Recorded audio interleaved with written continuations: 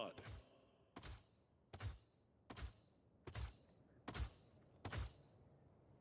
Hello ladies and gentlemen, and welcome back to another episode of Rain Day Gaming. My name is Rain Day, and today it's an exciting time in the realm for Paladins. We've got a brand new champion named Serris, and she's a support. Hallelujah, another support in the game. I'm tired of seeing Maldamba and Ying running around as the king and queen of their field. And you know what? This could be a new introduction that upsets that form of power struggle. I'm excited to talk to you about Serris, all of her new skills, show off a little bit of the gameplay, how her abilities work, and talk to you about some high-level strategies that I've experienced during the playtest and how we may see her impact the pro scene really quickly. Now, whereas a lot of our healers and our characters in the realm actually have more of a lighter theme, a humor theme to it, Serris brings a different attitude, more of a darker, serious, a shadow magic type attitude, which I think is really exciting and refreshing to have in the realm. Alright, so without further ado, let's get into Serris's skills. The Oracle of the Abyss's left mouse button is called Soul Orb, and instead of shooting any beams or any guns, she's actually firing a stream of magic projectiles from her hand. These deal about 200 damage every 0.3 seconds, and they pass through enemies. They also apply a Soul Orb stack with each hit, which can stack up to 4 times and will combo with her Q, but we'll talk about that in a second. Now, these Soul Orbs are so cool. They can be so dangerous from afar because you could just throw a bunch out, and anyone who walks near the point or anyone who rounds the corner could get hit by 4, 5, 6, or 7 of these bad boys and almost take their entire amount of health. Of course, you can combo off more damage if she builds up 4 stacks, and maybe do some other things if she picks the right legendary, but it's just a danger zone wherever she decides to focus her attention. Of course, this can be countered with shields, so Fernando, Barrick, and Nara can come through, put a wall up, and stop any orbs from passing through them, but if one enemy or 2 enemies or 3 enemies are standing on a point together, it will hit all 3 of them if they happen to be standing in a line, and that is devastating in terms of an impact on the point fight. Fun fact, since we talk about items so much, this should be a blast shields mitigated left mouse button, which is unique. Only other healer that has that is Pip currently. Now, when you actually hit the left mouse button, you have to hold it down. If you just click it like you're trying to burst fire with Tyra or something like that, it actually won't fire. This is a cost that you pay for being able to then spam all of these orbs. It's just that little pre-fire that allows enemies to react and makes Serris a little bit more balanced in her ability to immediately switch to damage and healing. Now, she is a healer, right? So let's talk about her right mouse button, which will be her heal. It's called Restore Soul. Serris restores the soul of an ally, healing them for 1,000 health every second for 2 seconds. Now, this is Serris's only form of healing.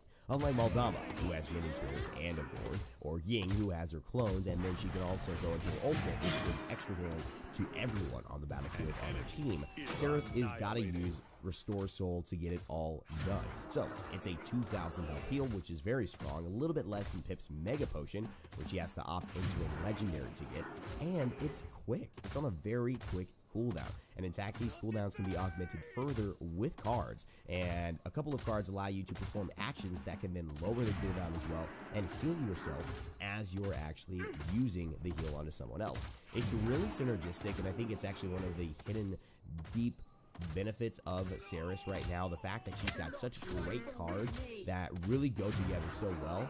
It's a great aspect of the design of this champion, being able to pick and play different playstyles, but also to really make, even though you have a single target heal that is your only way to keep up with the Maldamba or Ying, very powerful and efficient so that you can actually still stay in the realm of healing just as much as her. And she's a very good pocket healer. She is almost the quintessential pocket healer because unlike Mending Spirits where you can miss here and there, you actually cannot miss with Restore Soul, and it does quite a bit of healing in itself. It's much more powerful than a Mending Spirits because of the fact that this is her only healing tool. So if you keep this on a tank all game long, you are going to get some serious healing numbers. But of course, that means you're not doing damage. You cannot fire left mouse buttons or do any other activities while you're healing. You actually have to cancel out of it. So people are going to have to pay the cost of saying, I'm going to keep up on healing all the time, but I am not going to be affecting the battlefield by peppering them with my soul orbs here and there and trying to set up all this damage. And trust me, she can set up some damage. And she's also one of the best champions in the realm at turning fights around. Let's talk about her Q skill called Ren's Soul. Now remember, when I said those soul orbs, the left mouse buttons can hit multiple people, and when they do, apply stacks to them. Well, those stacks can be detonated by her Q. They actually deal 100 damage to each afflicted enemy for every charge detonated, and that charge heals you for 15% of your maximum life. So, let's say you put 4 stacks onto one enemy, and one enemy comes from the right, you throw 1 orb onto them, and then you hit your Q. That would be 5 stacks that you detonated. 400 damage would go to the first enemy, 100 damage would be applied to the second enemy, and you would heal for 75% of your maximum life. 15% each orb times 5 gets you that 75 health back. Now, I'm saying this kind of matter-of-factly, but that is crazy. I mean, that is so good for a healer to not only be able to do damage, but as a result of doing damage, when she pays that cost to stop healing, have the option to time out an almost full heal for herself. Now, although this does seem strong, ladies and gentlemen, let's take a look at the landscape of healers. Grover, Grok, Pip, Maldaba, Ying, they all have opportunities to heal themselves, and pretty easily at that. They don't have to shoot somebody or headshot in order to get a heal. Serris actually has to do damage to enemies. These orbs have to make a contact with someone, not just a shield, and she's got to detonate based off of that. And however many stacks she's able to apply, she can then heal that much off it. So every time she wants more healing, she's got to do more damage. And as she's doing more damage, she can't heal her teammates. Unlike other healers who can also do damage and do healing at the same time. Think of Maldamba's Gourd or Ying's clone. She could be left mouse button using her basic attack while her clones are healing everybody important on the battlefield. So although this is a really strong kind of ability, I think that this skill is really balanced in the fact that you have to give up your only source of healing. You have to complete an action for your self-healing to take place.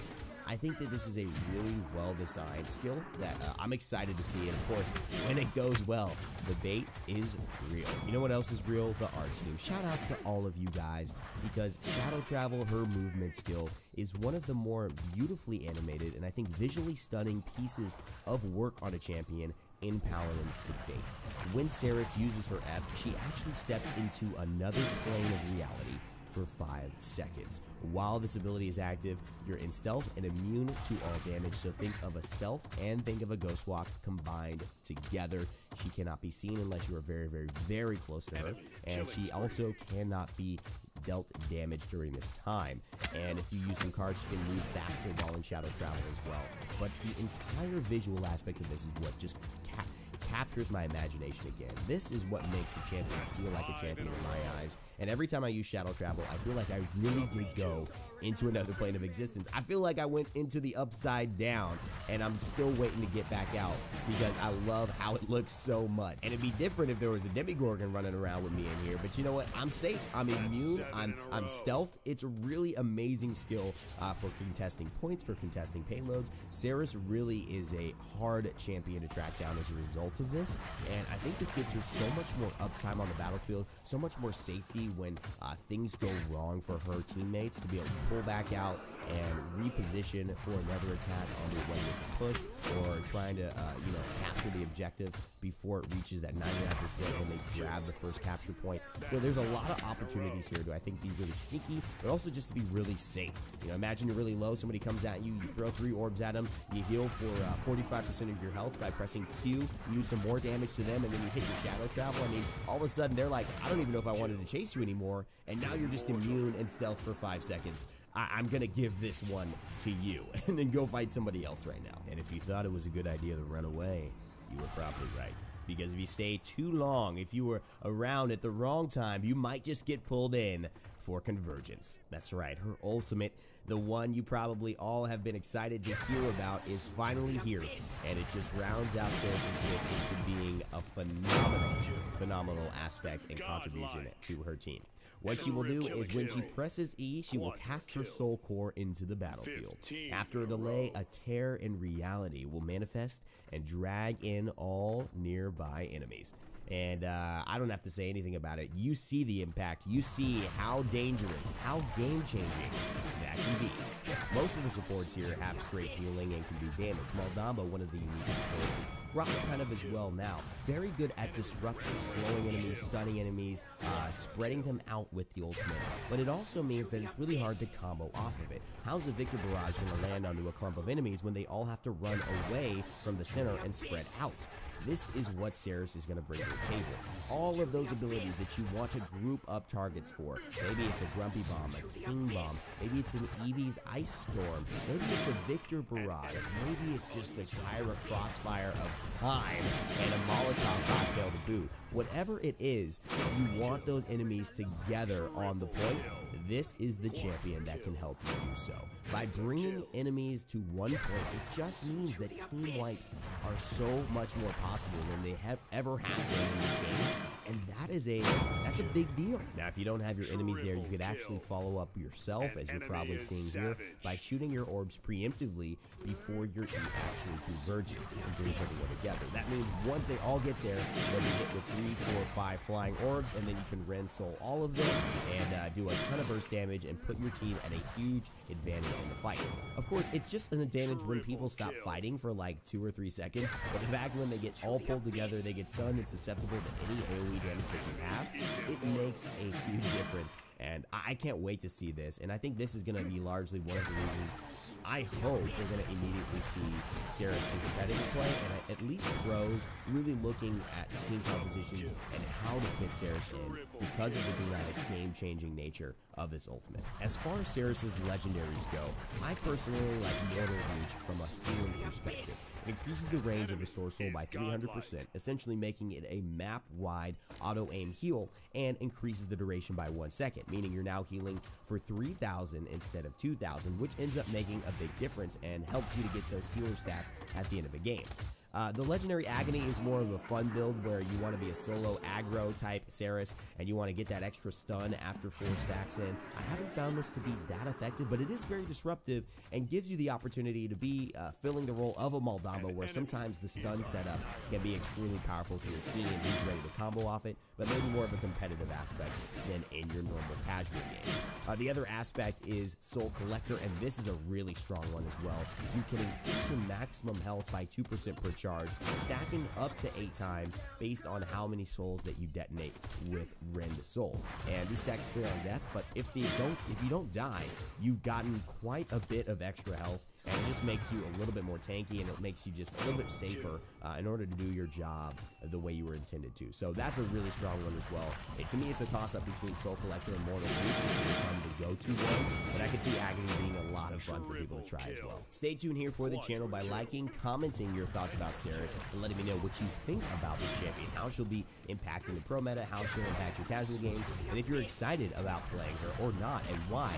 And also subscribe if you want to catch more info here on the new champion. I'll be going over some loadouts and some gameplays, hopefully grabbing some PTS stuff this weekend and streaming some of that here on YouTube and also on twitch.tv/rainday. So if you want to give those a follow, make sure you stay tuned to all of that coming out in the near future, guys. Thank you so much for watching. That's it for me today. Enjoy the new champion coming out in OB48, Serris, and as always, remember to never give up, never stop gaming, and I'll see you all next time.